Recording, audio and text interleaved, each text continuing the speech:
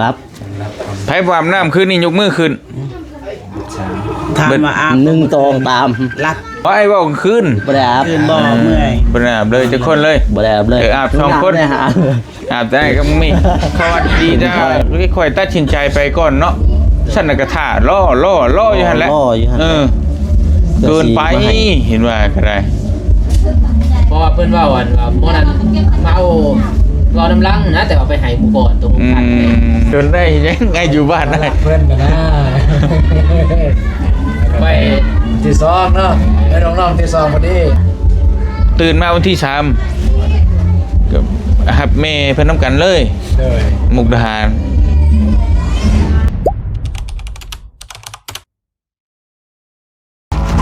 ว้ายมาพี่น้องเอ้ยเปิดภาพมาบัดนี้ก็ฮอดเป็นบ่าวนุ่งแล้วว้าวสบายดีเด้อพี่น้องเด้อกราบทักทายสบายดีพ่อแม่พี่น้องเบิดสุขุทุกคนนะพี่น้องเนาะ หนาว มาฮอดจนค่ำจนมืด หนาว หนาวเด้อ หนาวกว่าเข้าไปบ่ จะไปน้ำรอบก่อนเห็นหมอกอยู่บ่บ่มีเนาะ ก่อนบ่มีแต่พ่นในเดียวสื่อแนะนำ หมอกแบบบ่เห็นหยังเลย ผู้ว่าเด้ สุดยอดฮะ พี่จะบ่ พุ่งว่าก็บ่ปานใดแต่โอเคอยู่ แต่ว่าอยู่ดักจึงเบิ่งสภาพรถ เรียกเลยเห็นสระเลย สำดอกอาบน้ำ เสียเลย พี่น้องอืม เนี่ยหนูมวนเลยดิมวนหนาว เห็นบ่บรรณาจักไปม่วนก็ได้ โอ้ยไปบ่ได้เป็นยังไงเนาะมันไปกันหนาวแล้วก็บ่นุ่ง ใส่นัด กินหัว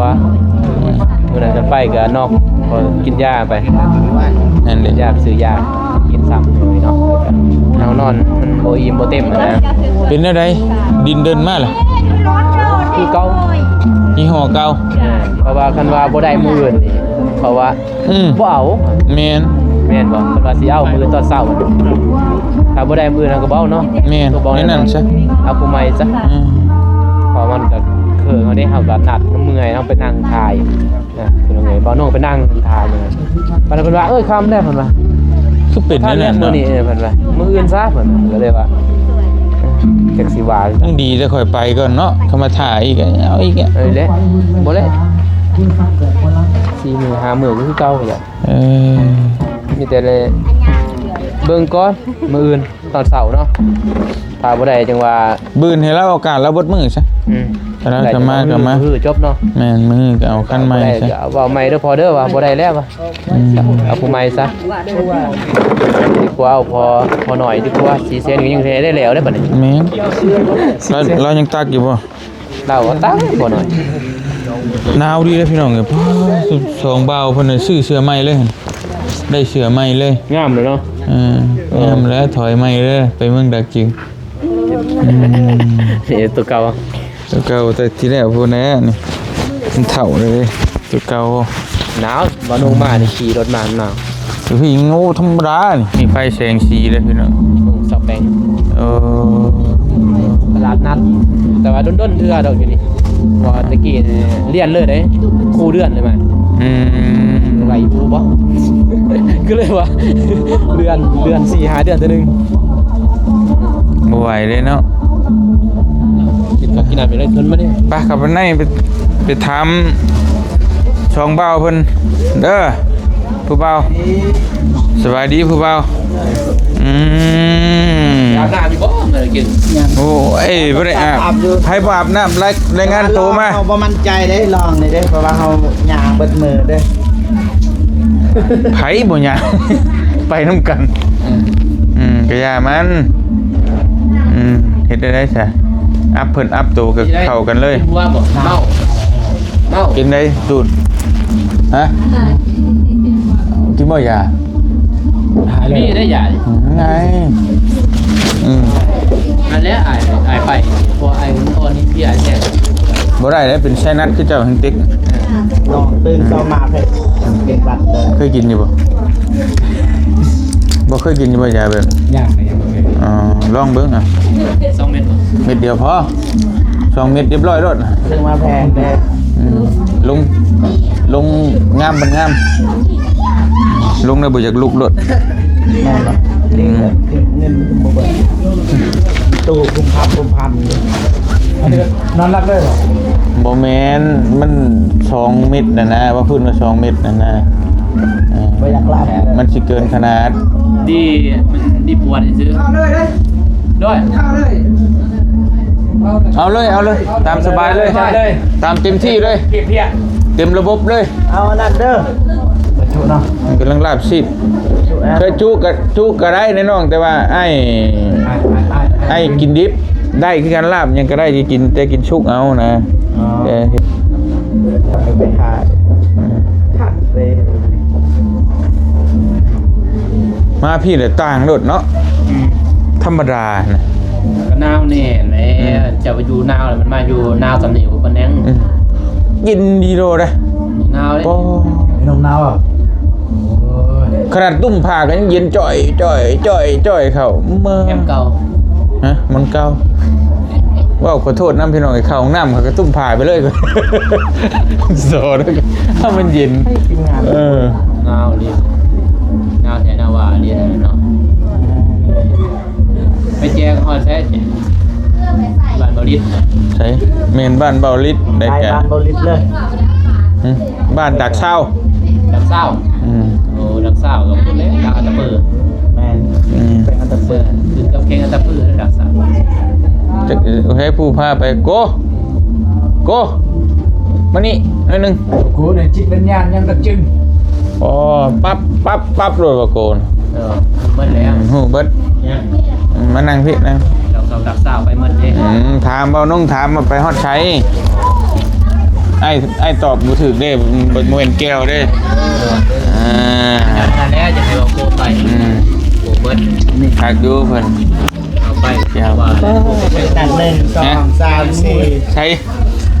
สง อ๋อเนาะบริษัทหมายได้นี่พี่น้องเลย ประตูจับต้น มือใส่ป่ะไม่ได้มีป่ะ เราบ่ได้สวยบ่เห็นสวยเห็นนะแบบแต่งมันนี่มันจะแบบนั้นแบบนี้ แต่ไม่ต้องมีไง โอ้นี่เด็กน้อยบ่นี่ อันนี้สไตล์วัยรุ่น สวัสดีหน่อย แต่ก่อนแต่ อันนี้หน่อยนี่เด็กหน่อย เด็กน้อย โอ้ยเตาเด้อ ใส่ตะกี้ก็มักข่อยก็มักใส่ตัวส่งอันนั้นเด้เจ้าเคยเห็นเยอะมักนั่นน่ะธรรมดาแต่ว่ามันใช่แต่แบบเก่าหั่นนะมันแต่งตัวแต่แบบเก่าก็ได้เปลี่ยนไป เบื่อดีเนาะ กี่ก็บ่ได้มักเด้ เบิ่งไปแสดงมายึดบัตรเนาะจะได้ค่าบ้านนี้มามัน บ่เจ็บนี่ได้เป็นได้บ่เจ็บ คงซื้อไปตั้ง ไปได้กินครั้งแรกเด้อบ่เคยเห็นจักเทื่อเลยนะเป็นไงคือกันบ่คือกลุ่มต่างกันแบบใด มันหนาวทางนั้น บ่ถนนหนทางเลย ภาพอากาศยังได้แล้วก็ภาพเส้นทางนี่คือกันบ่ ถนนนนทางมันจะคล้ายๆกัน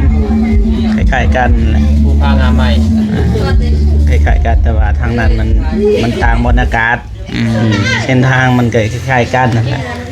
ลำบากคือกัน ผู้รอยคือกันแน่นอน แม่มีการแต่งแบบแตกต่างมดหนึ่งอีกสินเซิงเลยก็คือมีพัดลมใหญ่ พัดลมใหญ่ให้เบาอยู่ พอดีๆให้มันเถิก มันไม่พัดลม กลางพัดลม นั่นให้มันเท่ อยากว่าพัดลมใหญ่ ผู้เบิ่งแล้วบ่ฮู้หรือว่าพัดลมใหญ่ แล้วก็เข้าไปติดตามมันยังมันคือยังเบิ้งสิลองเข้าไปเบิ้งเขาก็ได้วิวอีกวิวหนึงอีหลี มาส่งรถ จับ เขาเจ้าว่าเลย มีกังหันลมให้มันสุก เมียเพื่อน กังหันลมใหญ่ที่สุดในอาเซียนพี่น้องเห็นเนาะอยู่ไปบนเก่าเนาะบนเก่าเห็นบ่ขึ้นไปบนเก่าอีกก่อนลม มันเก่า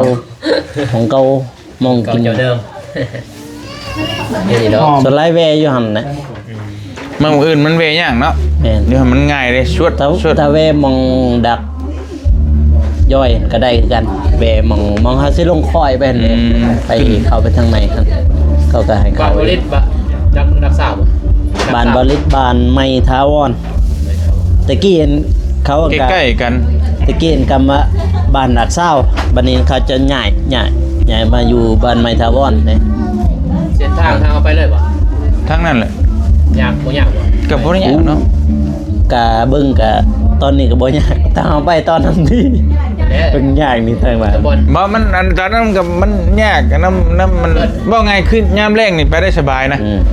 ถ้าว่ายามฝนน่ะก็อย่างอันตรายอยู่ มาเลย เบิ่งบอลธรรมถาบอลนั่นนะบอลมันเงียงเด้อบอลวางเอาสิลงไปหั่นแต่ว่าเราหั่นว่าไปได้ทางนั้น แต่ว่าเบิ่งรถมันน่ะมันเงียงเวลาเอาสิไปเฮาก็เสียงพอดีขายวันพอดีนอนให้เบิดมื้ออยู่หั่นคะแนนมี ก็ว่า ทาง เติบเนาะ4-3โมงเนาะ4โมง ก็เวหันเวนี่อยู่ได้ฮะแต่จวดเลยก็ได้อยู่เพราะว่ามันตะหนีไปหาบ้านเบาลิดเลยเลยคือว่าแทบสิบ่ได้ยากเลยเนาะ หน่อย จวดไปเลยแบบนั้นคือโอเคอยู่นะ แต่ยากกันแต่ดักย่อยไปหาดักจึงมันยากเลยดีเพราะว่ารถใหญ่นี่มันแลนนี่รถ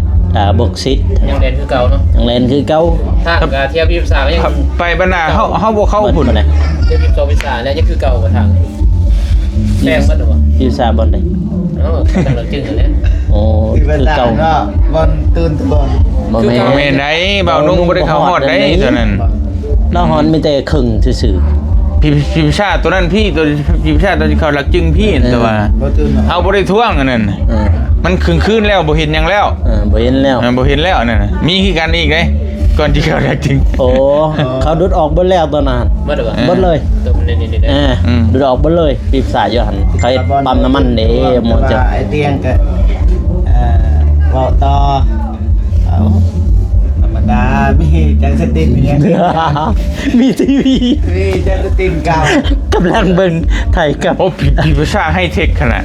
มีจานดาวเทียม มีจานดาวเทียมติดพ่อ ตลาด มีตู้เสื้อผ้ามีตุ๊ก บ้านเบาลิดนะ บ้านบริษไหนเห็นเลยเหรอ อ้าวเห็น เป็นเดือนเลย ใช่ ทีวีก็เป็นของเจ้า เป็นของเจ้านี่แหละไปตั้งอยู่ในเฮือนนั่น ตู้เครื่องตรงนี้ ตู้แล้วก็ตู้เสื้อใช้เสื้อผ้ามีครบ ต่อไปตอนนี้ยังท่านเกิดเนาะ ก็สไตล์แบบนี้นะ แม่นแต่ช่วงนี้แต่น้อยกว่านี้ เวียดนามมา ตู้หน่อยๆนี่ น้อยกว่านี้ ตู้เขา อย่าเทียบ มีมอนอีก มีหมอนมีฉากครบชุดนะ เทียบมืออาภาพมียังนอนได้เนาะ ก็นอนได้สิเป็นยัง เที่ยงมันดีเลย ทำเทียงนี่นะ ทำเที่ยง ทำเทียงเข้ากาแฟนี่เฮือนหลังหนึง เพื่อนเลยเนาะ แม่นเฮือนนี่เลยเฮือนหลังหนึงดูว่าเป็นนึงก็เป็น แม่นแล้วทางนั้นแหละเออ บ่เหมือนไทยเลยอุ้ย การนั่นไปจักเนาะอันว่าเฮาเห็นนี่กี้มาพาไปถ่ายมันก็มาถ่ายเฮือนเป็นหลังบ่แม่นบ่ ทางนั้นแหละเพิ่นไปถ่าย ที่ชื่อเหรอ นี่ในทีวีนี่อย่าเบิ่งว่าในทีวี นอนไม่หลับปูติดไทยอยู่บ่ ติดให้เลย มันติ นี่ ดจานดาวเทียมพร้อมกันยังวะ เปิดไทยอีกเนาะบูจิบะจะได้ มีจังนี่ คือเสียง มีสิวัตรประวัติหน่อยได้นี่ถ้าบ่เล็ดอีกอายุ43ปีเพิ่นน่ะเกิด อย่าอ่านนะ ก็ปี แรงอยู่ อย่า เต้นดังๆแดง บ้านเจ้าของนอนมารับได้ ๆอย่าเรียนได้ละเมอนอนไก่นอนเมียกินเนาะ โอ้บ่ให้เนาะเพิ่นเนาะ สองคืนนี้เลย3 เริ่มดีไปเรื่อยๆดีไปแล้วโดยเริ่มคล้ายๆไปคุณยายไว้แล้วกินนมทุกมื้อแล้ว มันกับตางไปเทียบตัว FC บ่กล้าเบิ่งพี่น้องเนาะว่าพี่ประชา FC อย่าเด้ข่อยยังบ่อยากให้เขาจอดข่อยอยู่เจเบิ่งมัน คือตะกี้บอกไปทางก็บ่เจ็บก็มันลึกอยู่ก็บ่ยัก นอนรับอยู่บ่เมื่อคืน ครับ ไผบ่อาบน้ำคืนนี้ยกมือขึ้น ถามมาอาบ 1ตองตาม รัก กะเปบ่ได้อาบ บ่ได้อาบอาบตอนเช้า บ่ไอ้เว้าคืน บ่ได้อาบ คืนบ่เมื่อย บ่ได้อาบเลยจักคนเลย บ่ได้อาบเลย อาบสองคน ได้หา อาบแต่ไอ้กับมี ถึงคอยคอยมาแงกเชบอลเลยหลับเลยวันนี้พอดีมาตื่น กึ่งตื่นกึ่งหลับอันนั้น ครั้งแรกว่าจิตเข้าไปเบิ่งในห้องน้ำถ้าบ่มีน้ำอุ่นก็เรียบร้อยคือกัน เจ็บคือกันบ่อาบเด้เนาะ บ่มี ก็ไปเปิดเบิ่งจูกใครอยู่นู่น สมาเห็นซองน้ำอุ่นปุ๊บพ่อ เป็นหยัง เกือบบ่อาบน้ำ เดี๋ยวมา นี่ อ้าวบ่มีบ่ อันนั้นเปิดบ่เป็นเพิ่นไปอาบอยู่ห้องบ่ค่อย บ่ได้เอาสวิกขึ้น สิสิแม่นติ บ่ได้เอาสวิกขึ้นเพราะว่าเขาเอานี่สวิกลงนี่ ป้องกันเด้ ต้องเอาขึ้น จับไปหัวไปสอนเนาะ เลยบ่ตูนมาอาบอยู่ ลงล่ะ กำลังขึ้น ตัวใส่เนี่ยมันสิตายไว้เด้ บ่ค่อยได้ลง แม่น ครับ ก็ใส่แบบนี้มันก็สิบ่ตาม เพราะมันใช้งานตลอดเด้ โดยเปิดเลยมันแช่เลยเนาะ กระเบิดแล้วพี่น้องไอ้เครื่องของทางพระอาจารย์ทางผู้ใหญ่เพิ่นเนาะเอามาฝากมาต้อนจะไปแบ่งปันกันย้ายกันไปน้ำทองน้ำทางกัน2-3หมู่บ้านพี่น้องกันรอบหน้าพาใหม่พุ่นแหละสิไปใหม่อีกพี่น้องกลับลงมาพักผ่อนก่อนพี่น้องเลยแล้วก็มาดำเนินการเรื่องดินดอนให้เรื่องบ่ตูนกับน้องบองนั่นแหละยังคุ้มหมอดีดอกดินกับโพดพวกตักยากตักซ่าดีดอกเนาะโอ้พี่น้อง ย่างมาดอก บ่มาอยู่ เนี่ย ระว่าได้ๆระว่าได้บ่ของดู แต่ว่าเดี๋ยวเพิ่นว่าทางไปพอตอนแรกได้บ่ว่าได้เพิ่นว่าประมาณ3โมงเด้อเพิ่นว่า3โมงมาดูกะ2โมงก็ยังเบียกงานนี่เขาเห็นนี่ อืม เลยไปหอด2โมงไปหาได้อยู่ดินบ่ตูโทรหาเพิ่นว่าจะได้เขาเพิ่นว่า3โมงเด้เขาจะได้เขายังอีก2รถเพิ่นว่าคนในเขายัง2รถ2รถเหนื่อยนั่งก็เลยไปถ่ายอยู่เฮือนน้องก็เลยเฮ็ดแบบเดทเฮือนน้องก็เลยให้เบาเฮ็ดเพิ่นก็นั่งอยู่จน4โมงก็บ่เห็นใครโทรมาโทรนำอีกจนฮอดเวลาจะได้จะน้อยว่ะให้เขาโทรนำนี่น้องก็โทรใส่เบอร์ผู้ขับรถบ่ได้โทรปิดเครื่อง ก็ยันซีเมนต์คือข่อยว่าแล้วเพื่อสิได้รถนึงอ่ะนะรถแมคโครมันน้อยตั้งแงกใช่น่ะเพื่อสิเต็มมัน เพิ่นต้องอยู่บ้านน้องกันเพิ่นว่าจะได้เพิ่นว่าพกรถน่ะนะ อืม พกรถแต่จนขับพกรถ ปืนยังบ่แล้วซะ บ่เรียกดอก แต่เพิ่นมาให้ยัน2มื้อเพิ่น สอง มาติดต่อหาผู้ใหม่ว่า ขอเบิ่ง บ่คันเฮาได้คุยกับเราน่ะก็ เอาเลยดิ ให้โอกาสเราอีกมื้ออื่น มื้อเดียวเด็ดขาด ถ้ายังบ่มานี่ตัดเลย มันก็สิว่าอยู่ ตัดขาด จบเพิ่นย่างบ่ได้ ตัดตีนเลย เลย อาตีน สิว่าสิเว้าแหล้วเมื่อทำบ่แจ้งก่อนเอาสิตัดตัวเดียวก็บ่ได้นะก็สิว่าเลยว่าเว้าเด้อ สิบอกเพิ่นแล้วโทษนี่ถามเตียงมาจังว่ากันใหม่ว่าเราเว้าจังว่ามืด เขาว่าดีจ้าค่อยตัดสินใจไปก่อนเนาะฉันน่ะก็ท่าล่ออยู่หั่นแหละ รออยู่หั่น เกินไปเห็นว่าก็ได้ เพราะว่าเพิ่นว่าวันว่าหม้อนั้นมาเอารอน้ำลังนะแต่เอาไปให้ผู้ก่อนตรงกันเลยรอน้ำลังเฮาแต่เพิ่นว่ากระเทือนเขาเอาแล้วเอาว่าคอยเด้เพราะว่าเว้าเต็มมือแข่งบ่ได้ ลือเพิ่นบ่อยากเข้าบ่ลือแนวใดเนาะ เขาแต่ว่า บ่มันบ่ได้ยากบ่ได้หยังทางก็สบาย เพิ่นห้ามงานเลย เพิ่นนั่นน่ะ เอาเลยตอนนั้นมัน ก็คล้ายๆว่าผู้ใดไปเล่งไปจี้นะไปชงผู้นั้นก่อนนะ เขานำเลยอยู่รถไปเลย อืม นำไปเลยไปเลย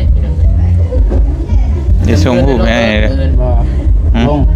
บ่รูปมันนะแคปชงรูปให้นะ นี่ อืมเอาลงรถได้ไปเอาใน TikTok กัน แล้วนี่ก็เอา อืม เดี๋ยวเสาร์เบิ่งประมาณ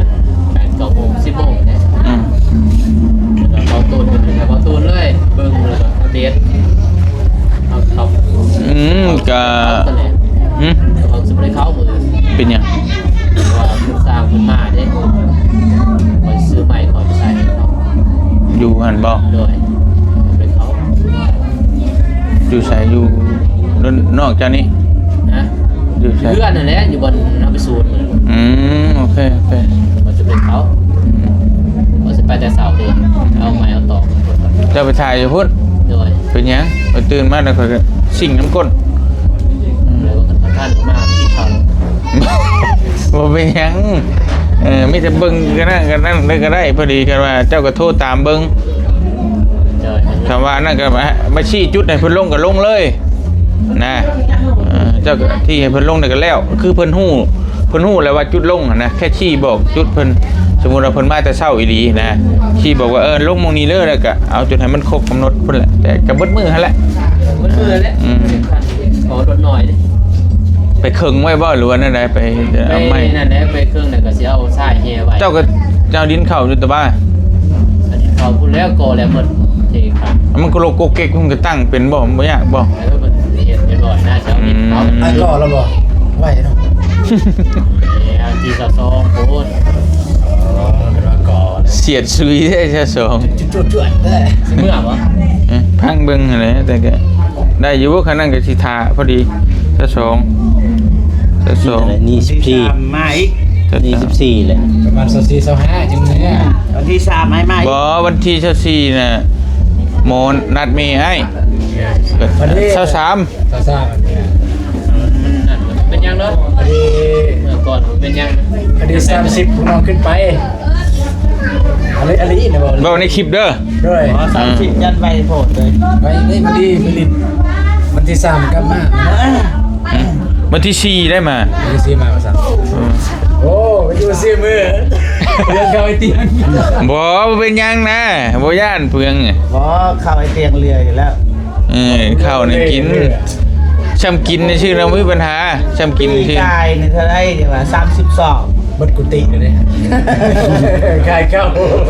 เสียกาไฟ แล้วกินเนาะ มีแต่ว่าแม่น น้ำเปลืองไฟตอนเอามือ บ่ยากแนวกินได้ยากแต่ว่ามันบ่มีหม่องนอนหันก็ได้ออกมานอนหม่องบ้านพักไปแล้ว นอกจาก เพราะว่ามันเป็นห้านข้าวได้ไปเพื่อนเบานุ่งนั่นแหละแต่มันมีแค่2ห้องอ้ายกับห้องพ่อแม่ฉะนั้นแต่ก็บ่เป็นหยังก็มาเช่าห้องนอนให้นั่นอยู่พี่ก็ได้ฮะ อุตส่าห์ เต้นรู้การเต้น โอ้ยบ่ ไปเครื่องอะไรสบายเดินอยู่เขาเด้ หลักกินเลย มอบแฟนพร้อม อ่ะ หลักกินเลย มีกล้องงาน ไปยาก จับมาเรียบร้อย อ๋อไอ้ก็ปิดก่อนมียังก็ ปิดกล้อง ปิดไว้ ปิดกล้องว่าบ่ต้องปิดถอดไฟแล้วก็แล้วถอดไฟ บางแขนยังแยบยนต์ 30แบบ มันต้องรออีกครั้ง บ่พี่บ่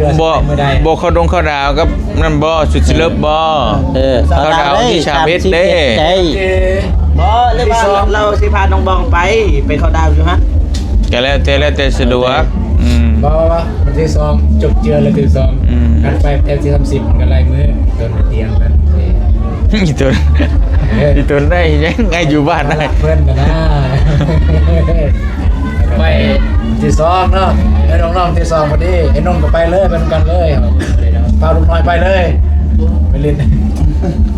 มันถ้าไปวันที่2เนาะ ที่2วันที่3วันที่4มา3มื้อ3มื้อ ที่10เดือนหน้าบ่ เดือนหน้า ปีหน้า ปีหน้า ถ้าไปวันที่2พอดีตื่นมาวันที่3ก็หับแม่เพิ่นนำกันเลย เลย มุกดาหารเราให้ไปหับอยู่มุกดาหาร รถบางคนนี่นะเข้าบ่ได้ เอ้าว่าใช่เดิม ใส่เดิม ใช่เดิมเฮ็ดพาสปอร์ตรถก็ข้ามเลย อ๋อ ข้ามใส่ สุข้าวบ่ หึ สุข้าว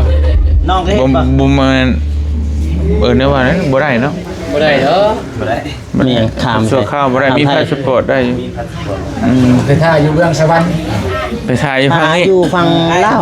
บ่พาสปอร์ตรถนะแม่บ่พ้นแต่ก็ต้องมีพาสปอร์ตรถจังข้ามได้ จะบ่ได้เฮ็ดเด้ เฮาใน ก็บ่ได้ แต่ว่าเฮ็ดแต่คันเดียวมื้อเดียวก็แล้ว แต่ว่าเราเฮ็ดบ่ประเด็นเราเฮ็ดบ่นะ อะไร 500 บาท2เซน2เซนปลายไม่บ่ฮอดซะ และ มันกลับดอกกลับไปประเทศไทยยอมแล้วจังสิ บ่ กลับไปทางไหน น้ำก้นนะน้ำก้นไอเตียงตัวอย่างไว้เตียง นั่นบ่ไว้ ตัวอย่างไว้เตียง เลี้ยวซ้ายคือยังว่าอยากหยอกกันนะไปเลี้ยวในตรงหน้าไปเลี้ยวในตรง ไป หน้าแล้ว ขี่ผ่านไปไทยบ่มีเนาะบ่ได้ยังบ่ ฮะ มีใบขับขี่บ่ไปไทยกัน มี นานบ่ได้เบิดฟังเดี๋ยวจะไปขี่อยู่เปล่าอยู่ไทยบ่ได้ มันมีคนกดเนาะ ต้องมีใบขับขี่เด้บ่มีนะ บ่ได้ เอาบ่ฝนยังบ่มีใบขับขี่บ่ มีใบขับขี่อยู่ลาวซื่อ จังว่าสิเป็นอยู่ลาวเลยจะมี ได้ชำไปมุกก็คือได้ ไปเฮ็ดอยู่สารวัตรแล้ว ได้ถ้าไปชำมุกก็ได้จะมุดเราไปนะ แต่ว่ามันก็บ่ได้เราบ่มีพาสปอร์ตดิ เพิ่นบ่มีพาสปอร์ตอีก ถ้าข้ามด้านอันช่องเมกพินนั่นได้มันดู ใหญ่จังเนาะ ฮะมันใกล้พี่เลยอาจจะได้อยุบเนาะด่าข้ามไปแต่ว่าเขาข้ามพี่บ่ได้ที่ข้ามใช่เหมือนพอตามน้องเมฆไปข้ามอยู่พุ่นนะมันก็เอาบัตรชั่วข้าวน่ะบ่ได้นะเฉพาะเขต เขตมัน แม่นเขตนี่มันก็ต้องโหเขานี้นั่นแหละ สีแก้มครับแต่เขา เขาปากเซ่บ่เขา รถนี่เนาะบ่ได้เนาะ บ่แม่น คนก็บ่ได้บ่ คน เว้าเรื่องชั่วข้าวนะถ้ามีพาสปอร์ตนี่มันสากลเนาะมันก็เข้าปุ๊ดหูนี่ออกหูนั่นเข้าหูนั่นก็ได้เบิดนะประมาณ ตั นั้ วน ข้าวเนาะ เน้นตัวเสื้อข้าวนะตัวบัตรขาวไปนะบ่ได้ คั่วซื้อเนาะ แม่นนะบ่ได้ ไปเกือบบ่ได้คือกันตอนเขาอยู่บัดอันสมโนครัวเขาอยู่ปากเซ่แล้วสิเข้าไปอันนั้นสารวัตรในดันอะไรกันเกือบบ่ได้คือกันเนอะสิเข้าไปเวียดนาม บ่ได้ แต่เราขอเลยมันนะ